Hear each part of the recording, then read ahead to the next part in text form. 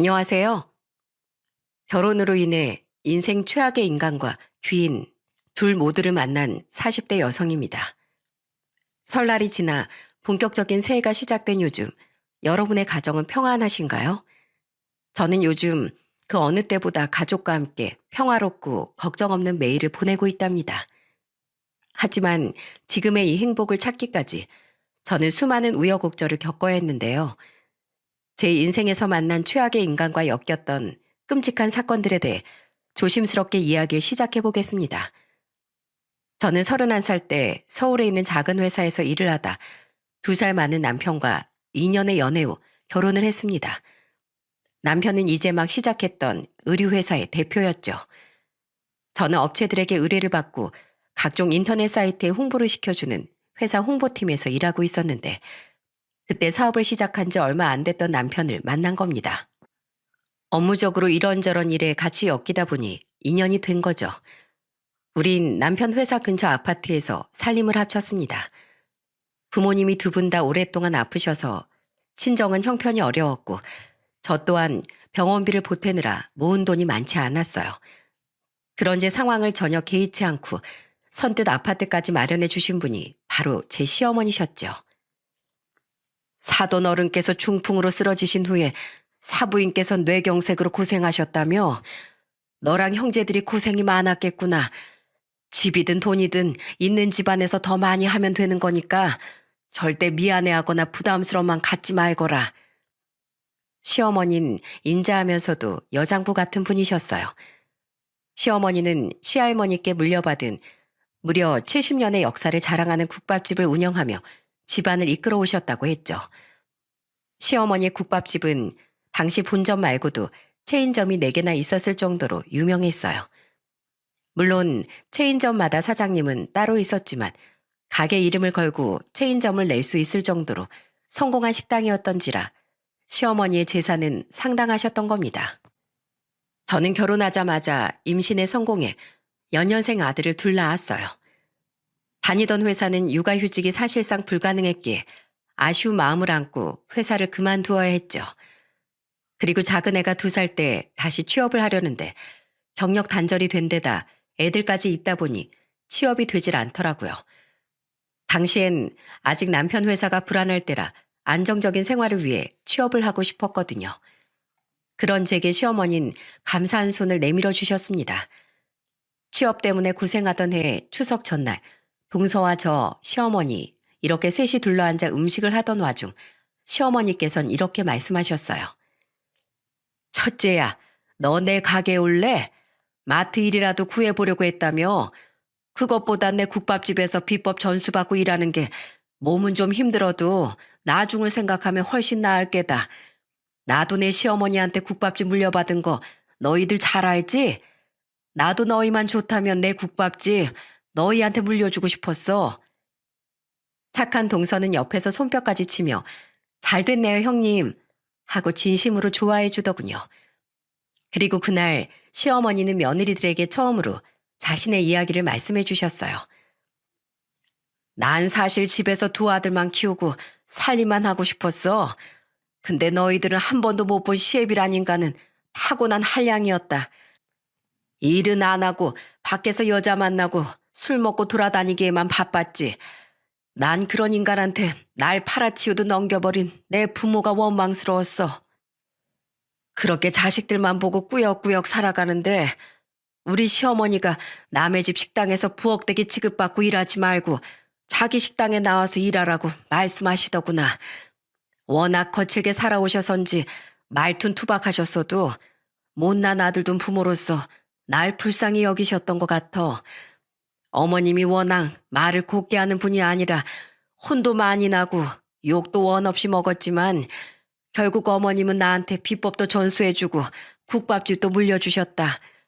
그래서 난 열심히 일한 덕에 돈 걱정 없이 니들 남편들을 잘 키울 수 있었어. 내 가슴에 평생 대못 박으면서 돈만 축내고 살던 너희 시아버지가 큰애 25살 때 병으로 세상을 떠났던 시기엔 첫 체인점 계약을 따내며 프랜차이즈 사업까지 성공시켰지. 시어머니는 이젠 국밥집이 자신의 세 번째 자식과도 같이 느껴진다고 말씀하셨습니다. 회사 일을 하던 며느리들에게 식당에서 일하라고 하면 싫어할까봐 말은 꺼내지 않았지만 그런 국밥집에 자신의 며느리가 나와 일해준다면 자신도 더없이 기쁠 거라고 하셨죠. 우리 시어머니처럼 무섭게 가르치진 않을 테니 염려 붙들어 매. 난 워낙에 시어머니를 어렵고 무서워했던 터라 내 며느리들한텐 좋은 시어머니가 돼주고 싶었거든. 동서는 언젠가 자신도 회사를 그만두고 부산에 체인점을 내도 되냐고 웃었고 시어머니는 영광이죠 둘째 며느님 하며 너스레를 떠셨어요. 초기 사업 자금과 중간중간 모자란 자금까지 손을 벌렸던 남편은 이젠 제 취업까지 도와주신 시어머니께 굉장히 고마워했죠. 그렇게 저는 애들을 어린이집에 보내며 시어머니 국밥집에서 일을 하기 시작했습니다. 처음 해보는 식당 일이라 걱정했지만 일은 굉장히 재밌었어요. 비록 삭신이 쑤시는 등 몸은 고됐어도 제가 만드는 음식을 맛있게 먹어주는 손님들을 보면 피곤이 싹 가시곤 했죠. 일을 하면서도 제가 다치진 않았는지 남편이 잘해주는지 일이 힘들진 않은지 등등 시어머니는 온통 제 걱정뿐이셨습니다. 그전엔 일하느라 워낙 바쁘신 분이라 자주 뵙지 못해 그냥 좋은 분이구나 싶었는데 일주일에 6일씩 붙어 있다 보니 시어머니께서 얼마나 배려심 깊고 인자하신 분인지 똑똑히 깨달을 수 있었어요. 그런 시어머니께 보답하고 싶어 저는 몸 한 번 사리지 않고 열심히 일했습니다. 첫 월급을 탔을 때 제일 먼저 한 일도 시어머니께 다리 마사지기를 사다 드린 거예요. 시어머니께서 자주 다리를 두드리시던 모습이 자꾸만 눈앞에 아른거렸거든요. 그 외에도 전 종종 선물도 하고 바쁜 남편 빼고 시어머니와 함께 애들을 데리고 근교로 나들이도 가는 등 오히려 떼어놓으면 섭섭한 고부 사이가 되어갔습니다. 나한테 딸이 있었으면 딱 어멈 너 같은 아이였으면 했다. 일하느라 힘들 텐데 나까지 이렇게 챙겨주고 고맙다 어머마. 아니에요 어머님. 저 진짜로 어머님이 너무 좋아서 이러는 거예요. 그리고 우리 애들도 다음엔 할머니랑 또 언제 놀러 가냐고 성화라니까요. 어머님, 제가 자꾸 옆에 붙어 있는다고 저 귀찮아 하시면 안 돼요? 사업이 성공 궤도에 오르며 날이 갈수록 가정에 소홀해졌던 남편보다 제겐 시어머니가 훨씬 든든한 내 편처럼 느껴졌습니다. 가끔은 지방에서 오빠 사시던 친정 부모님보다 시어머니가 더 가깝게 느껴졌으니 말 다 한 거죠. 그만큼 시어머니 또한 저를 친딸처럼 아껴주셨거든요. 평생 시어머니와 가족으로서 행복하게 살고 싶었건만 문제는 제가 결혼한 지 11년 만에 일어났습니다. 그 사이 편찮으셨던 친정 부모님이 두 분 다 돌아가셔서 저는 더더욱 시어머니께 의지를 하고 지냈어요. 어머마, 오늘은 영 손님이 없구나. 너 저번 주에 주방 아줌마가 못 나와서 하루도 못 쉬었지? 오늘은 일찍 들어가서 내일 모레까지 푹 쉬거라. 나도 고단해서 이번엔 직원들한테 가게 맡기고 너처럼 이틀 동안 좀 쉬어야겠구나. 어느 날 시어머니는 저를 일찍 퇴근시켜 주셨어요. 오랜만에 해가 중천인 평일에 자유시간이 생기니 남편 생각이 났습니다. 초등학생이었던 애들도 제가 미리 차려놓은 저녁 먹고 후다닥 학원 가느라 바쁠 테니 간만에 남편과 둘이 오붓하게 저녁이나 먹을까 싶었죠. 그렇게 남편의 회사로 향한 전 눈앞에 펼쳐진 믿지 못할 광경에 입을 틀어막고 말았습니다. 난 자기가 우리 회사 대표인 게 너무 좋아. 이렇게 외근 핑계대고 대낮에도 데이트 다닐 수 있어서. 겨우 그런 걸로? 조금만 기다려. 내가 그런 건 비교도 안 될 정도로 주하너 호강시켜 줄 테니까. 남편 회사 건물에서 다정하게 팔짱을 끼고 나온 두 사람은 바로 남편과 남편 회사에서 오래 일한 여직원이었습니다. 저보다 2~3살 어렸던 걸로 기억하는 그 직원은 종종 남편과 지방 출장도 다닐 정도로 남편이 총애하던 직원이었어요. 물론 다른 직원들 몇몇을 껴서 말입니다. 몇 번 남편 회사에 갔을 때 제게 살갑게 인사하던 직원이라 기억이 났죠. 일 얘기라며 남편과 통화도 자주 주고받고 명절엔 따로 제 선물까지 챙겨보낼 정도로 싹싹했기에 그저 능력 있고 야무진 직원인 줄로만 알았는데 눈앞의 광경은 제 생각이 어리석었다는 걸 증명해 주더라고요. 두 인간은 언제부턴가 눈이 맞아 외도를 하고 있었던 겁니다. 역시 우리 자기밖에 없다니까. 자기 아낸 좋겠다. 이렇게 자상하고 돈도 잘 버는 남편 둬서 아직도 애들이랑 시간 좀 보내라고 잔소리해? 나라면 돈 버느라 힘든 사람 귀찮게 안 하고 맨날 떠받들어 주면서 살 텐데. 내가 이러니까 주한을 좋아하는 거야. 우리 집사람은 나랑 안 맞아도 너무 안 맞아. 버는 돈도 내가 몇 배 많은데 툭 하면 피곤하게 애들한테 아빠 노릇 좀 해달라. 먹은 그릇은 설거지통에 넣어달라. 요구하는 것도 많다니까. 자기도 일하느라 피곤하다면서 말이야. 결혼을 내가 너무 성급하게 결정했어. 주한을 조금만 빨리 만났으면 이렇게 껍데기뿐인 결혼 생활로 고통받지도 않았을 텐데. 집사람이랑 이혼할 타이밍만 보고 있으니까 조금만 기다려줘. 알았지? 그 둘은 회사 앞에 주차된 남편 차에 올라탔어요. 충격을 받은 나머지 눈물까지 고였던 전 우선 두 사람의 다정한 모습을 사진으로 찍고 지나가던 빈 택시를 급히 잡아 세웠죠. 저 차 좀 따라가 주세요, 기사님. 제발요.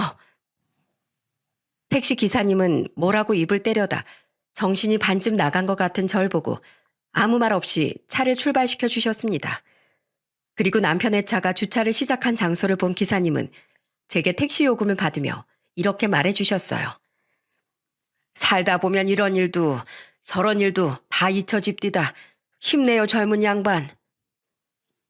남편이 차에서 내려 상간녀와 다정하게 들어간 장소는 바로 유부남이 다른 여자와 절대 들어가선 안 될 숙박업소였어요.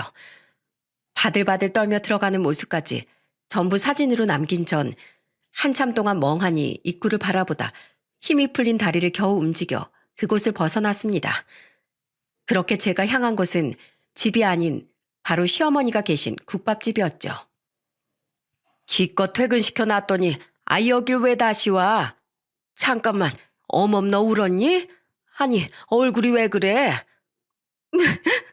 어머니. 시어머니 얼굴을 보는 순간 꾹꾹 참은 눈물이 홍수처럼 터지더군요. 저는 영문을 모르는 시어머니 품에 안겨 한참 동안 눈물을 쏟아냈죠. 겨우 진정을 한 제게 자초지종을 모두 들은 시어머니는 기함을 하며 분노를 참지 못하셨어요. 내 이 썩을 놈을 그냥. 그 놈이 들어간 데가 어디야. 너 당장 앞장서거라. 내가 아주 요절을 내버리마. 그렇게 시어머니와 다시 그곳으로 향했지만 이미 다른 곳으로 갔는지 남편의 차는 사라진 뒤였습니다. 시어머니는 화를 사귀지 못하고 곧장 남편에게 전화하시더군요. 너 지금 어디냐? 무슨 일은? 내가 너한테 볼 일이 좀 있어서 그런다. 외부 미팅 중이라고? 회사에 언제 들어오는데? 5시? 알았다. 내 그때 네 회사로 가마. 무슨 일인지 가보면 알아. 시어머니는 꼴 같지 않은 핑계를 대던 남편에게 더욱더 분노하시더군요. 그리곤 저를 꼭 안아주며 제가 어떤 결정을 하든 응원해 주겠으니 절대 바보처럼 참고 살지 말라고 말씀하셨습니다. 내가 먼저 간 양반 여자 노름하는 거 평생 참고 살다가 이 가슴에 한이 맺혔다. 나 때야 참고 사는 게 당연시 됐지만 지금은 아니잖니. 내 아들이라고 감싸주고 할 생각 추호도 없다. 이따 직접 가서 따귀를 때리든 발로 차든 너 하고 싶은 대로 마음껏 해. 그런 시어머니가 너무 든든하게 느껴졌어요.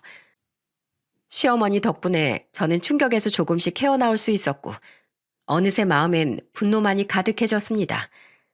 자신과 함께 애들까지 낳고 열심히 살아온 저를 저버리고 상간녀 앞에서 헐뜯기까지 한 남편을 절대 용서할 수 없었죠. 어머니, 당신도 같이 왔어? 오늘 두 사람 다 일찍 퇴근한 거야?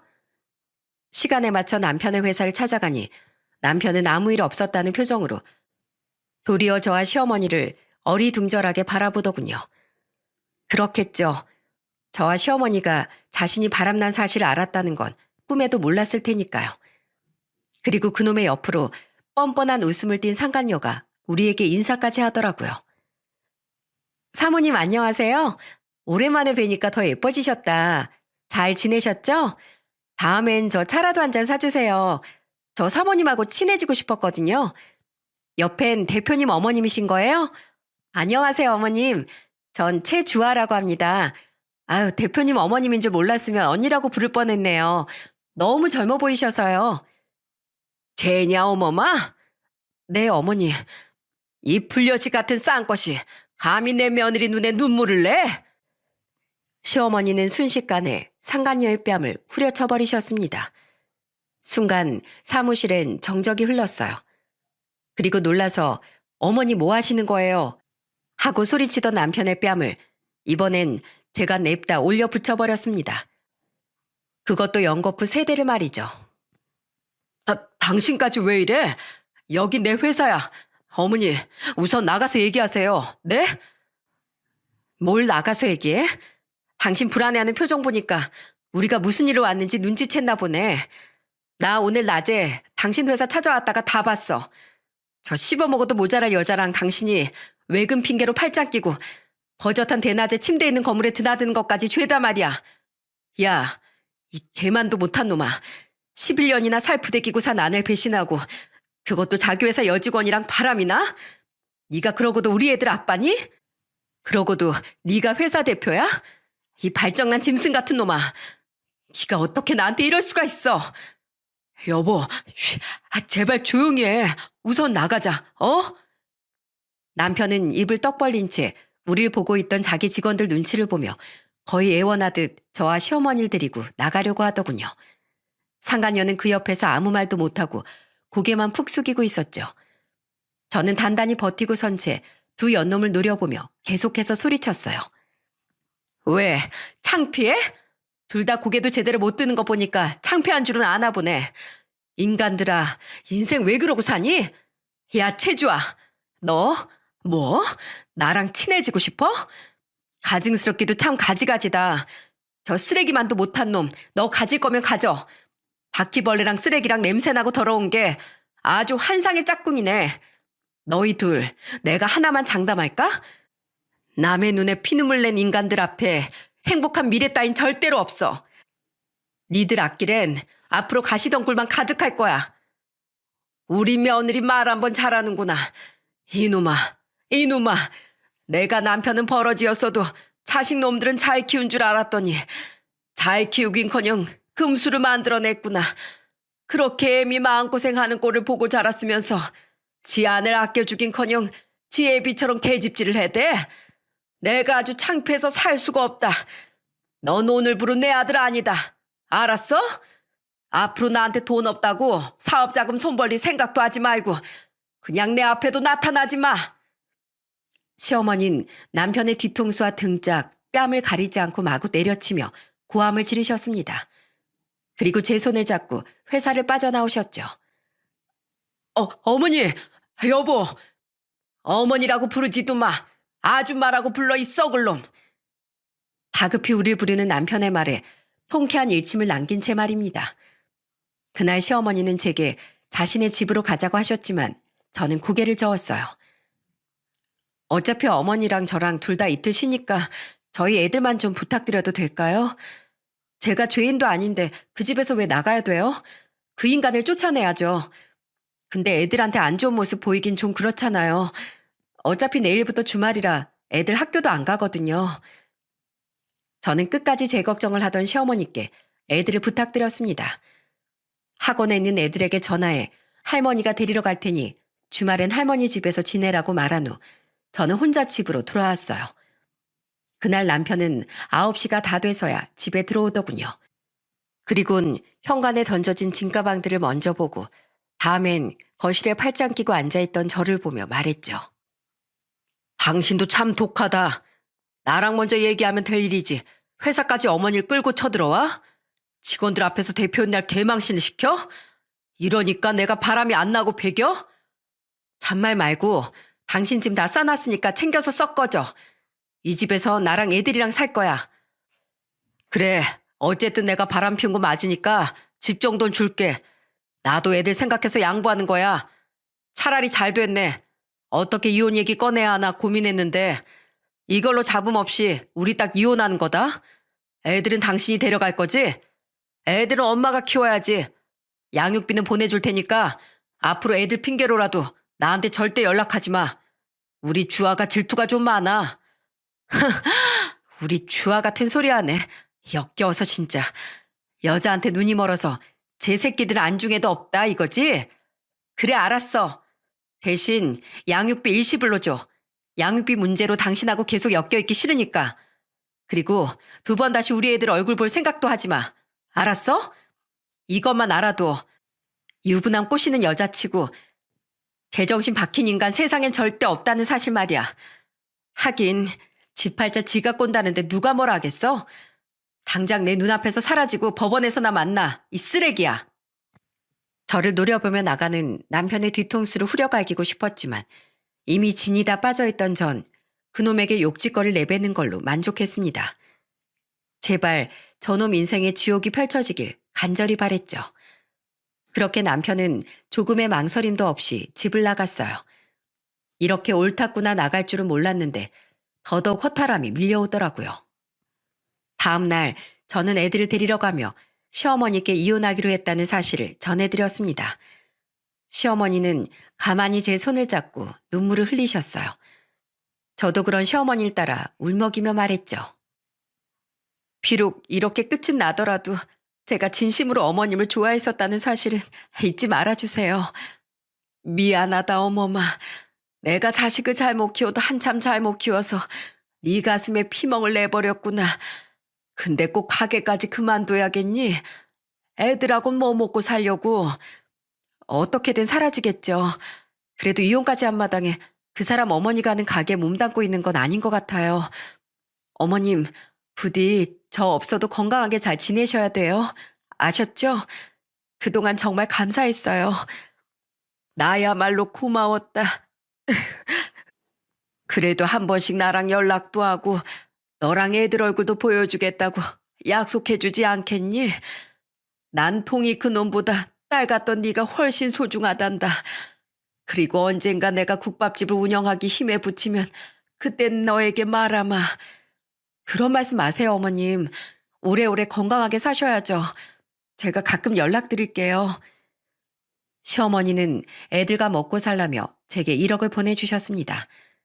사실 집도 시어머니께서 해주신 거나 마찬가지라 받지 않으려고 했지만 애들을 생각하라는 시어머니 말에 하는 수 없이 그 돈을 받았죠.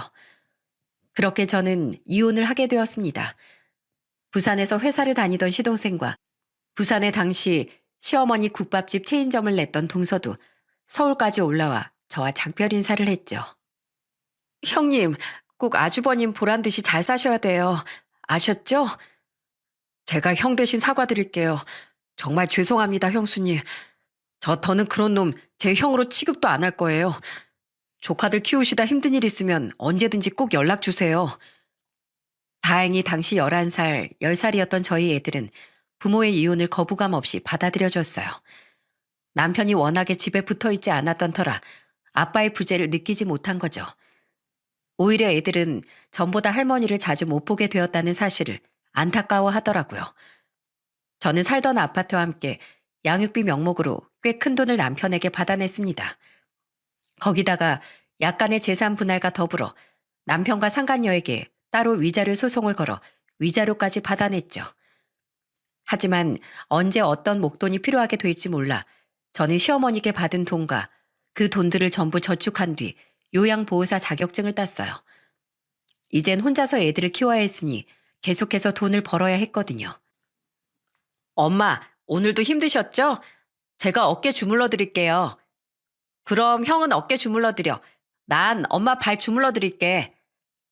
요양보호사 일은 힘들었지만 다행히 자기 아빠를 닮지 않고 엄마를 끔찍이 위해주던 아들들 덕에 힘을 내서 살아갈 수 있었습니다. 저는 가끔씩 애들과 시어머니를 찾아뵙고 안부 전화도 주고받았죠. 그렇게 새로운 삶을 살아낸 지 5년쯤 된 어느 날이었어요. 중학생이었던 애들도 모두 놀러 나갔겠다. 주말을 맞아 느긋하게 쉬고 있던 오후에 모르는 번호로 전화가 걸려오더라고요. 평소 광고 전화가 많이 걸려와 모르는 번호는 잘 받지 않았었는데 그날따라 이상하게 전화를 받고 싶길래 저는 그 전화를 받았습니다. 그리곤 휴대폰 너머에서 들려오는 다급한 목소리를 들은 순간 저는 두 팔에 소름이 오소소 돋고 말았습니다. 어머마, 나다. 제발 나 좀 구해다오. 주소 보낼 테니 여기로 좀 와줘. 오래 통화 못해서 이만 끊으마. 짧고 굵은 통화의 주인공은 바로 시어머니였어요. 마지막으로 연락하고 뵌 것이 3주쯤 전이었는데 분명 그때까진 건강에 이상도 별일도 없으셨던 터라 뭔가 사고가 났나 싶어 덜컥 겁이 나더군요. 저는 곧바로 옷을 입고 전화를 끊은 시어머니가 보내신 주소로 차를 끌고 달려갔습니다. 그리고 목적지에 도착한 전 너무 놀라 두 손으로 입을 틀어막았어요. 아니, 어머님이 왜 이런 데 계시는 거지? 그곳은 바로 웬 정신병원이었거든요. 우선 서둘러 병원 안으로 들어간 전 시어머니를 찾기 시작했습니다. 사람 좀 찾으러 왔는데요. 박혜순이라고 올해 75세 된 할머니요. 환자분 면회가 아니라 사람을 찾으러 오셨다고요? 아, 아까 전화 주신 박혜순 씨 따님 되시죠? 이쪽으로 오세요. 병원 관계자로 보이는 한 여자가 저를 의심스러운 눈초리로 바라보더군요. 그런데 그 뒤에 앉아있던 남자가 대뜸 저를 시어머니의 딸이라고 부르며 제게 손짓하지 않겠어요? 뭔가 있긴 있구나 싶어 저는 우선 고개를 끄덕인 후 그 남자를 따라갔습니다. 남자는 쇠창살이 달린 한 철문을 열쇠로 딴 후 긴 복도를 걸어가며 제게 속삭이듯 말했어요. 빨리 말할 테니 잘 들으세요. 여긴 그냥 정신병원이 아니라 돈만 받으면 멀쩡한 사람도 가둬두는 무서운 곳입니다. 여기 의사가 뒷세계 어깨들이랑도 통하는 사람이라 후환이 두려워서 전 차마 박혜순 씨를 빼내지 못했어요. 그러니 박혜순 씨를 가둬둔 병실에 들어가자마자 경찰에 신고부터 하세요. 아셨죠? 분명 그 남자도 병원 관계자인 것 같았는데 그 남자는 제게 그런 말을 하더라고요. 의아함을 품은 채 저는 굳게 잠긴 한 병실에 도착했습니다. 그리고 그곳에 들어가자마자 마주한 시어머니의 모습을 보고 바닥에 주저앉고 말았죠. 어머님, 모습이 이게 뭐예요? 네? 어머마, 와줬구나. 고맙다. 정말 고마워. 쉿, 들켜요. 목소리 낮추세요. 전 빨리 돌아가 봐야 하니까 따님 제 말 꼭 기억하셔야 돼요. 그 남자는 입술에 손가락을 가져다 대며 우리에게 주의를 준 후 병실을 빠져나갔습니다. 저는 그 사이 무슨 일이 있었던 건지 한쪽 눈엔 펄어 멍이 들고 입술까지 터진 시어머니를 보고 울음을 터뜨렸어요. 그리곤 바닥을 짚고 일어나 부들거리는 손으로 시어머니 얼굴을 감쌌죠. 시어머니는 제 팔을 꼭 붙잡곤 덜덜 떨며 말씀하셨어요. 얼른 경찰에 신고부터 하거라. 그래야 여기서 빠져나갈 수 있어. 사람이 불법적으로 갇혀있다고 얼른 전화부터 넣어. 그 남자와 같은 말을 하는 시어머니를 보고 저는 즉시 경찰에 신고부터 했습니다. 그리고 전화를 끊은 후 이어진 시어머니의 폭로엔 끔찍하고 추악한 진실이 숨겨져 있었어요. 금방 경찰 올 거니까 우선 진정하세요, 어머님. 대체 이게 다 무슨 일이에요? 네? 이게 다 큰놈, 동이 그놈이 저지른 짓이다. 우리 애들 아빠를 말씀하시는 거예요? 애들 아빠가 어머님을 여기 가뒀다고요? 그래, 너랑 이혼하고 나서 그놈 망할 그 계집애랑 재혼한 거 알지? 그 뒤로 그놈이 몇 번이고 찾아와도 나 절대 걔들이 인정 안 해줬다. 나도 둘째도 그놈 더는 가족으로 생각도 안 했으니까. 근데 그 망할 놈이 2주 전부터 하루가 멀다고 날 찾아와서 애원하더구나. 버티고 버텼는데 결국 자기 회사 망하게 생겼다고 돈 좀 빌려달라는 거야. 그동안 나한테 수도 없이 돈을 빌리려고 했는데 내가 문전박들 해버리니 말도 못 꺼냈었다면서 말이야. 근데 이번엔 필요한 돈이 한두 푼이 아니었는지 내 그 국밥집이 있지? 그 프랜차이즈 사업 자체를 다른 회사에 팔아넘기고 자기한테 그 돈을 달라더구나. 자기가 그래도 장남인데 유산 좀 미리 물려주는 셈 쳐달라는 거야. 완전히 정신 나간 놈 아니냐? 그래서 내 안 된다고 했더니 몇 번을 더 찾아오다가 3일 전에 퇴근하던 날 덮쳐서 강제로 여기로 끌고 오더구나. 내가 반항하니까 엎치락 뒤치락 하다가 두 손 두 발까지 꽁꽁 묶어서 말이야. 여기 눈에 멍이랑 입술 터진 것도 다 그때 생긴 상처다. 뭐라고요? 제정신이래요, 그 인간? 어떻게 돈 때문에 자기 엄마한테 이런 짓을 한단 말이에요. 아니, 돈이 필요하다면서 어머님을 여긴 왜 대체 가둔 건데요? 여기서 나가고 싶으면 자기 말대로 해달라고 날 겁박했다. 그리고선 일주일 동안 잘 생각해보라고. 자기도 자식인데 부모한테 이런 짓까지 하고 싶지 않다면서 가증스러운 눈물까지 흘리고 가버렸어. 돈에 미쳐서 그놈이 제정신이 아닌 게다. 휴대폰도 다 빼앗기고 대체 어떻게 해야 하나 싶었는데 그때 아까 그 젊은이가 도와줬다. 멍들고 상처난 얼굴로 매일 우는 날 보니까 평생 아버지한테 매 맞고 살다 돌아가신 자기 모친 생각이 나서 외면하기 힘들었대. 자기 아내가 희귀병에 걸려서 돈이 절실해서 이런 곳에서 일하고 있었다는데 양심에 찔려서 더는 이곳에서 일 못하겠다고 병실에 찾아와서 울더구나. 죄송하다면서 말이야. 자기 없으면 큰일 날 아내 때문에 보복당할까 봐 두려워서 자기 휴대폰으로 신고는 못하겠으니 큰 놈 말고 다른 가족들한테 연락하라면서 자기 휴대폰을 잠깐 빌려줬다. 처음엔 둘째랑 둘째 처한테 전화를 걸었는데 안 받길래 마지막이다 싶어서 너한테 전화했던 거야. 이혼해서 힘들게 살고 있는 너한테 이런 모습 보이고 싶지 않았는데 정말 미안하다. 그래도 너 아니었으면 난 꼼짝없이 여기 갇혀 있을 뻔했어. 한달음에 달려와줘서 정말 고맙다 어머마. 난 너무 무서웠어. 이제 다 괜찮아요 어머니. 곧 경찰도 올 거고 어머님 옆엔 제가 계속 붙어 있을게요. 이제 아무 일 없어요. 그러니까 안심하세요. 저는 끄끄대며 오는 시어머니를 끌어안고 달래며 함께 흐느꼈습니다. 고령의 나이에 이런 끔찍한 일을 겪어야 했던 시어머니가 너무 안쓰러웠죠. 얼마 지나지 않아 요란한 소리와 함께 경찰들이 등장하며 시어머니의 악몽은 끝이 났어요. 시어머니는 경찰분들에 의해 구출되었습니다. 저는 진술을 하는 과정에서 시어머니를 도와준 그 관계자 이야기는 숨긴 채 시어머니를 구하러 온 계기를 대충 둘러댔어요. 병원에서 나오던 짧은 찰나에 그 남자가 제게 간곡히 부탁했거든요. 차라리 경찰에게 처벌받는 게 의사에게 찍히는 것보다 덜 위험할 테니 절대 자기 이야기를 하지 말아달라고 말이죠. 저는 경찰서로 향하는 도중 시동생에게 전화를 걸어 이 끔찍한 사실을 알렸습니다. 그러자 경악한 시동생은 동서와 즉시 부산에서 달려왔어요. 저녁 무렵 도착한 시동생은 우선 저희 집으로 모신 시어머니를 보자마자 오열하더군요. 어머니, 얼굴이... 전화 못 받아서 정말 죄송해요. 아니, 그보다 제가 매일같이 연락드렸어야 했는데 그러지 못해서 정말 죄송해요. 강동이 이 자식, 내가 절대 가만 안 둘 거야. 동서 또한 시동생과 함께 죄송하다며 펑펑 울었어요. 시동생은 평소 모르는 번호로 걸려오는 전화를 광고 전화일까봐 아예 받지 않았고 동서는 국밥집 일이 바빠 전화를 못 받았다더군요. 시어머니는 걱정스럽게 자신을 지켜보던 우리 애들의 손을 한쪽씩 잡은 채 눈물을 흘리셨죠. 전 남편은 그날 밤새 경찰서에 불려가 조사를 받은 모양이었어요. 조사를 받고 나오자마자 되찾은 시어머니 휴대폰으로 연락한 그놈은 즉시 저희 집에 찾아와 시어머니께 무릎을 꿇더군요. 어머니, 제가 잘못했어요.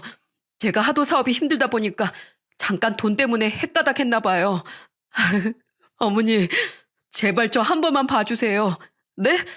설마 저 고소라도 하실 건 아니죠? 예? 이 썩을 놈의 소나, 네가 인간이니? 사람이야. 난 진즉 널 아들로 여기지 않았지만 오늘부로 영영 너와의 인연을 끊을 거다. 아내를 배신한 것도 모자라서 인간된 도리마저 고작 돈 때문에 저버린 널 난 그냥 죽은 자식으로 생각할 거야. 어머니, 제발 봐주세요. 네? 저 감옥 가기 싫어요. 이 쓰레기 같은 자식아. 감히 어머니께 그런 짓을 저질러 놓고 뭐? 감옥 가기 싫다고? 그게 지금 할 말이냐? 한심하게 펑펑 우는 그놈을 보자 더 이상 화를 참을 수 없었는지 시동생은 손이고 발이고 가리지 않고 휘두르며 그놈을 두드려 패기 시작했습니다. 어찌나 사납게 손찌검을 하던지 저러다 큰일 나는 거 아닌가 싶을 정도였죠. 하지만 그놈은 아예 맞아 죽어도 싼 놈이라고 생각했어요. 저도 주먹질은 나쁜 일이라고 생각하는 사람이지만 시동생의 마음이 100번 1000번 이해가 됐습니다. 시동생은 피떡이 된 그놈을 문 밖으로 내던져 버렸어요.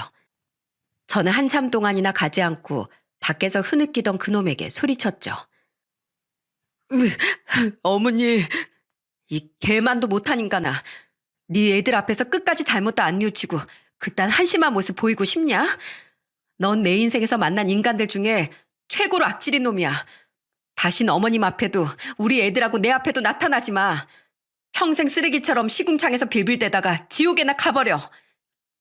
끝내 경찰 부르겠다는 제 고함에 남편은 그제야 꽁지를 뺐는지 조용해졌더라고요. 저희 애들은 한심한 자기들 아빠의 모습에 한숨을 푹 쉬었고 저는 그런 애들에게 대신 미안하다고 사과를 했죠. 걱정하는 시동생 내외를 내려보낸 후 저는 일을 쉬고 월요일에 시어머니를 병원에 모시고 갔습니다. 다행히 시어머니는 그놈과 몸싸움을 하다 생긴 얼굴의 상처 말곤 건강하셨어요. 결국 시어머니는 전 남편을 고소하지 않기로 했습니다. 그놈은 끝까지 한심하게도 시어머니께 전화를 걸어 시동생에게 맞고 전치 3주짜리 진단서를 뗐다고 겁박을 했다더군요.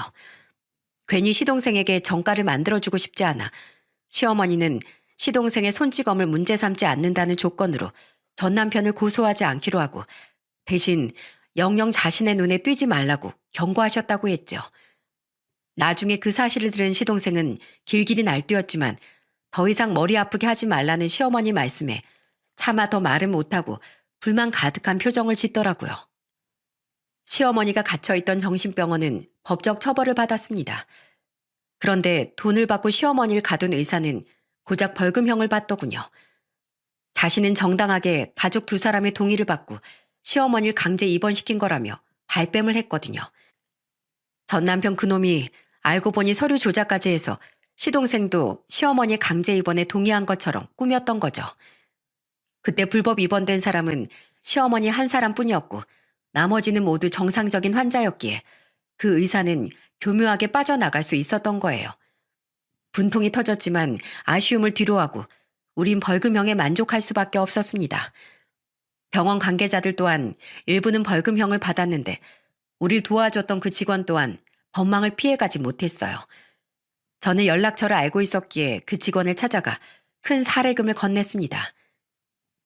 저희 어머님을 도와주셔서 진심으로 감사드립니다. 저희 어머님은 그때 트라우마가 심하셔서 결국 같이 오지 못했어요. 남수 씨 얼굴을 보는 것도 힘들어하셔서요. 제가 이런 걸 받아도 될지 모르겠네요. 박혜순 씨를 돕긴 했지만 저도 결국 돈 때문에 그동안 부조를 눈 감고 있었던 거니까요. 이번 처벌도 제가 그동안 눈 감아줬던 짓에 비하면 가벼운 거라고 여기고 있어요. 앞으로는 그동안의 죗값을 치른다는 생각으로 다른 사람들 도우면서 선하게 살아가세요. 저희 어머님을 도와주셨던 것처럼요. 적어도 남수 씨는 저희 가족에겐 귀인이나 마찬가지니 늘 남수 씨와 아내분의 무사한 영을 응원하겠습니다. 이 돈은 아내분 치료비에 보태 써주세요. 그 직원은 도리어 고맙다며 눈물을 뚝뚝 흘리더군요. 저는 그 직원을 보며 전 남편을 떠올렸습니다. 그 인간이 이 직원의 반만큼이라도 부끄러움을 깨닫길 바랬죠. 그렇게 2년이 지난 지금 저는 시어머니와 합가를 했습니다. 시어머니가 전 남편 때문에 또다시 위험에 처할까 걱정됐거든요. 시동생 내외는 저에게 매우 미안하고 고마워했죠. 저랑 집사람이 부산 정리하고 올라오려고 했는데요. 형수님, 죄송하고 감사해서 어쩌죠? 아니에요. 평생 닦아놓은 터가 두 사람 다 부산에 있는 거 뻔히 아는데 그랬으면 어머님도 부담스러워 하셨을 거예요. 그렇다고 어머님이 국밥집을 그냥 두고 부산으로 내려가실 분도 아니시고요. 전 괜찮아요. 오히려 좋은걸요? 아시잖아요. 제가 어머님을 얼마나 좋아했었는지요. 그동안 그 망할 인간 때문에 어머님하고 멀어지게 돼서 슬펐는데 이참에 어머님과 붙어 살 명분이 생겨서 다행이라고 생각하기로 했어요. 저희 애들이야 뭐 워낙에 할머니를 좋아했으니 벌써 좋아서 난리가 났고요.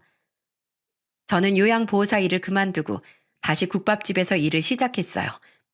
그리고 1년 전 시어머니는 제게 국밥집 명의를 물려주셨습니다.